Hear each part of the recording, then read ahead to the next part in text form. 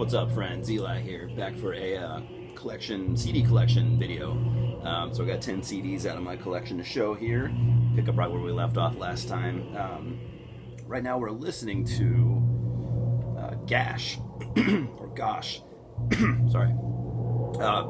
Lo-fi, kind of minimalistic black metal out of Brazil. Solo, just one guy. I think 2004, I think it came out. He only had this one demo, came out on Gungnir Productions. J card right there, and I do have these in my distro. It's really, really good. Brian Blaze, actually, who used to be one of my commenters, and now has started his own channel. He actually ordered one of these. So Brian, I don't know, what do you think? I think it's great. But yeah, have them in my distro. real cheap.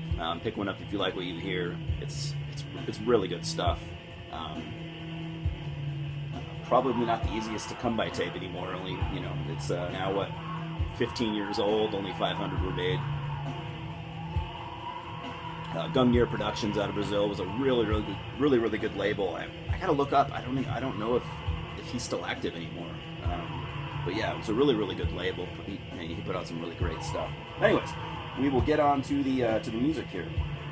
Like I said, picking up where we left off last time, we have one of the other Destroyer 666 CDs I have with their previous full-length Wildfire. Really good. Really good album. Came out on Season of Mist. This album would feature kind of a different lineup than before. KK Warslut would move.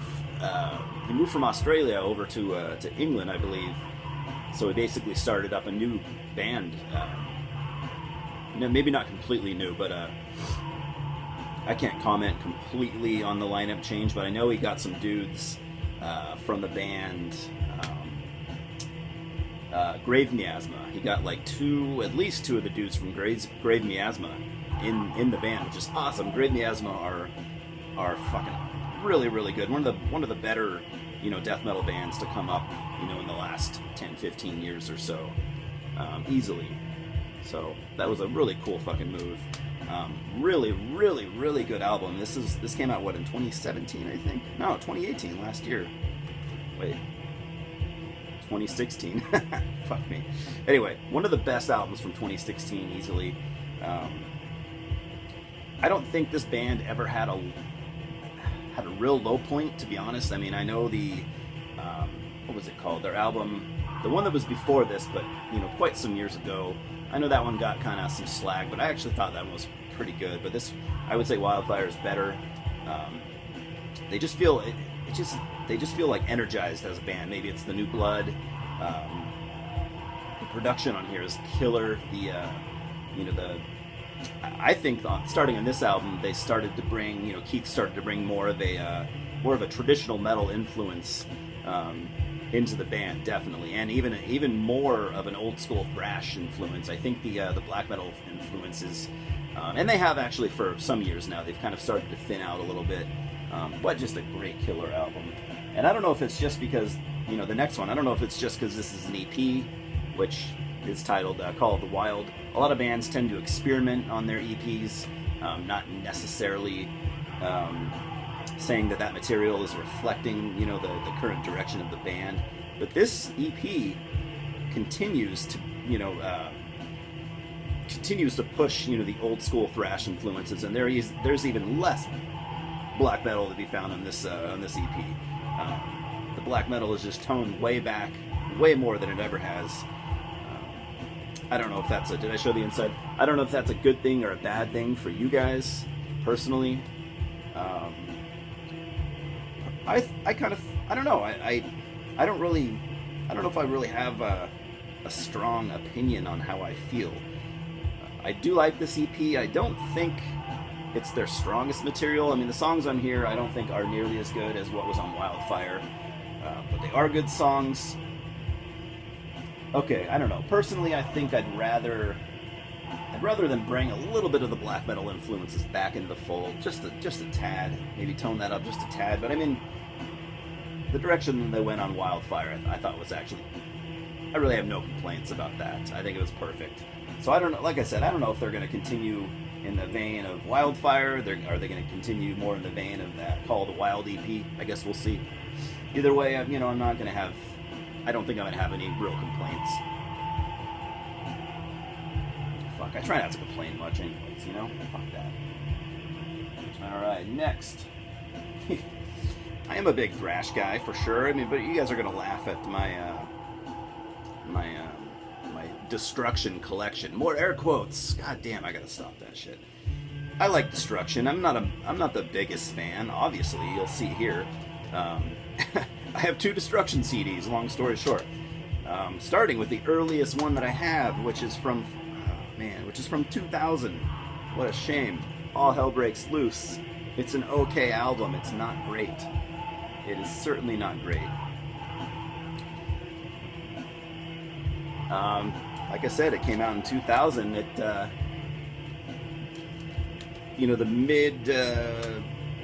most of the 90s were not too great for Destruction, to be honest. So this is kind of when they were on a little more on the up and up, I guess you could say, from what they had done, especially in the mid 90s. I mean, they were just falling apart. Thrash metal in the mid 90s was not a healthy.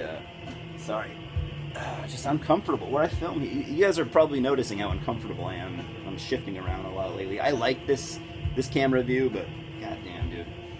Anyways, it's an okay album. I'd probably give it a 6 out of 10. It's not great. It's not bad. It's I don't know, man. It's 2000 Destruction. All right.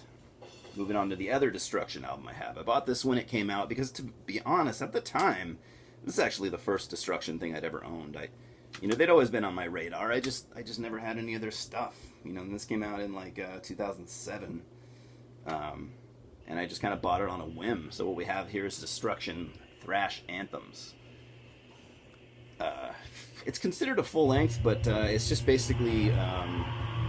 Let's see here. So it has a couple brand new tracks, like 2, but the rest is reworked songs from. Their classic era, their 80s era. Did I show that? Goddamn, I don't know. I'm not. I just woke up. I'm not with it. It's the inside. Did I show that? It'd be funny if I just kept showing the same album. Oh man, you guys would probably worry about me, huh? I would hope. Anyways, it's honestly, maybe I have a soft spot for it because it was kind of, I wasn't super educated on Destruction when I bought this, but. And I've listened to their old stuff tons, and I do like it, but I think, and for a re-recorded songs, I think these songs personally are pretty fucking good. The production, honestly, I think the production sounds great. It's crisp and sharp. I don't think it's too polished. I think it's very in your face sounding. I think it sounds great. There are a couple instances where I think re-recorded songs work for bands, and honestly, I'm not saying that I like it, more than their original recordings, but I think it's fine for what it is. I think it sounds good. So obviously, I need more Destruction in my collection. Next, I also need more from this band, but I really do like this album. So for this being the only album from Destructor that I have in my collection, I'm not embarrassed by that. Forever in Leather. Personally, this is my favorite Destructor album. This came out in 2007 on Auburn Records. And whether you know or not, this guy right here, that is, what's his name? His real name is Jamie Boulder, Athanar from Midnight. That is Athanar from Midnight. He was in Destructor for a time.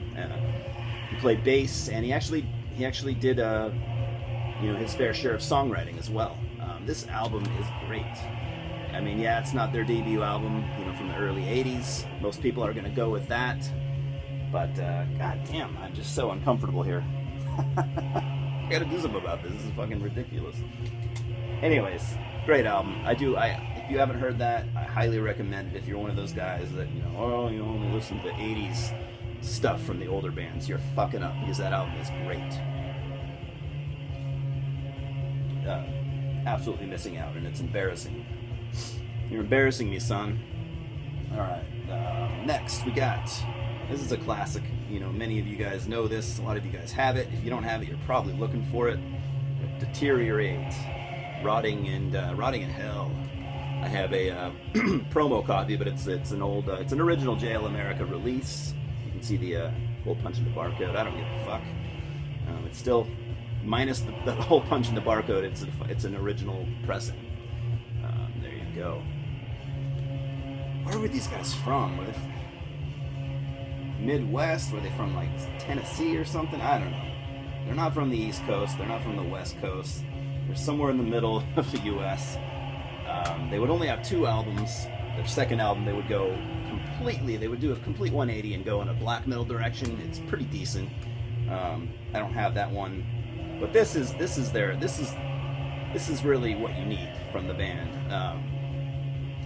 This is the one I recommend. I mean, I like black metal just as much as I like death metal, but this is just a stronger album.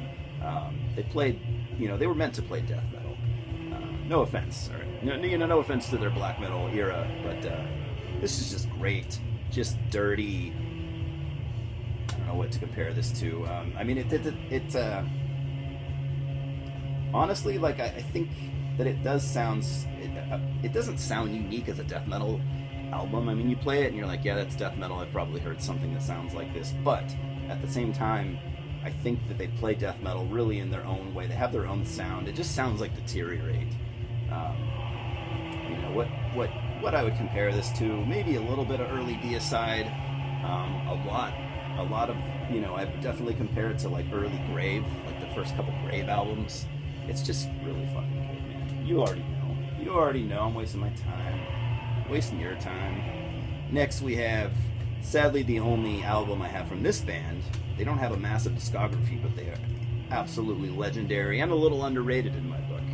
We got Deteriorate, the Faithless. As you can see, I got it autographed by band leader Paul Zavaleta. This is a good album. It's a really good album. They have an album that came out in, like, I want to say 93. It's called In Ancient Beliefs. That is also an underrated, very underrated, all-time classic death metal album.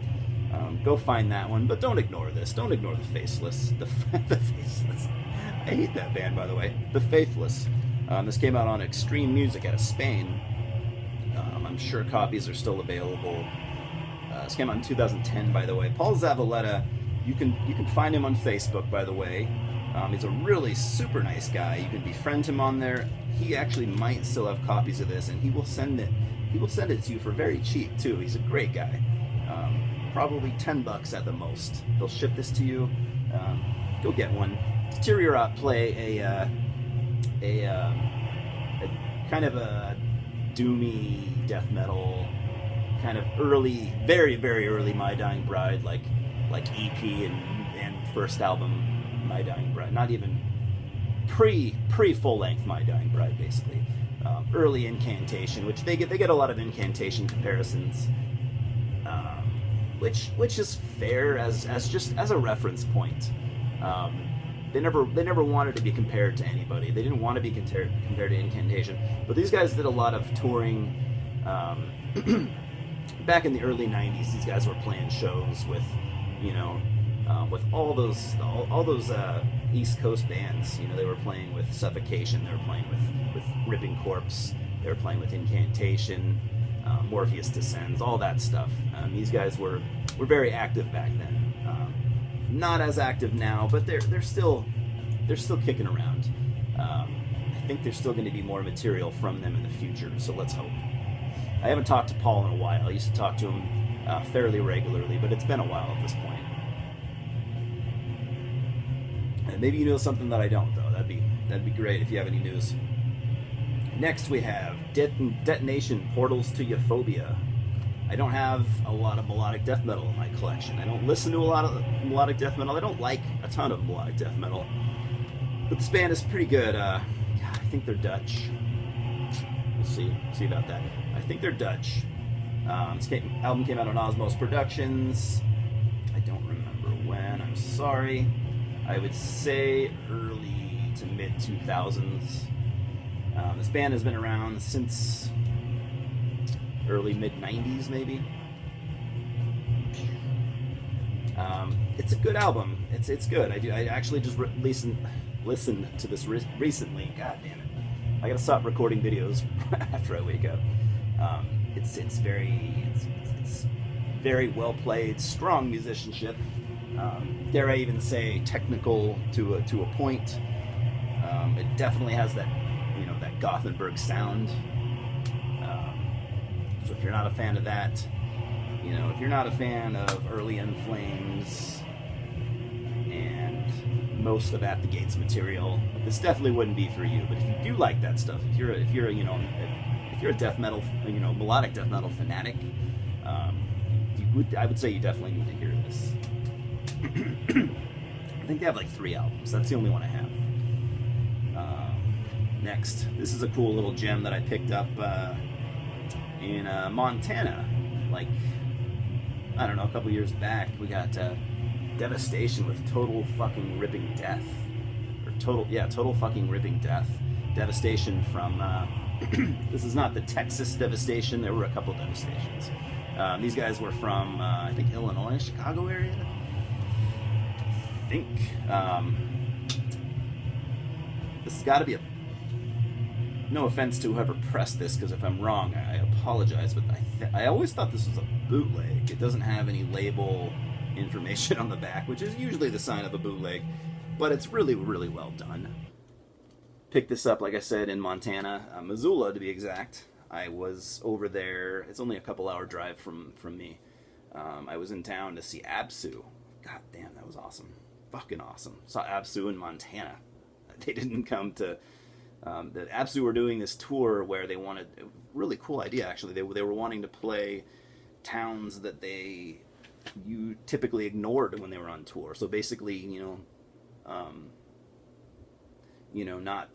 not your Portlands or your Seattles or your Chicagos or whatever, but your Missoula, Montanas and shit like that. So that was awesome because, I got to see them and they were fucking great. Let me fix this. I'm sorry. Prescriptor was sick, actually. He had been having issues with his voice for I think weeks at that point, and I actually talked to him briefly, and he told me that he he hadn't been to the doctor yet, but he was pretty sure he had laryngitis, and he was sounding like he was in a little bit of pain.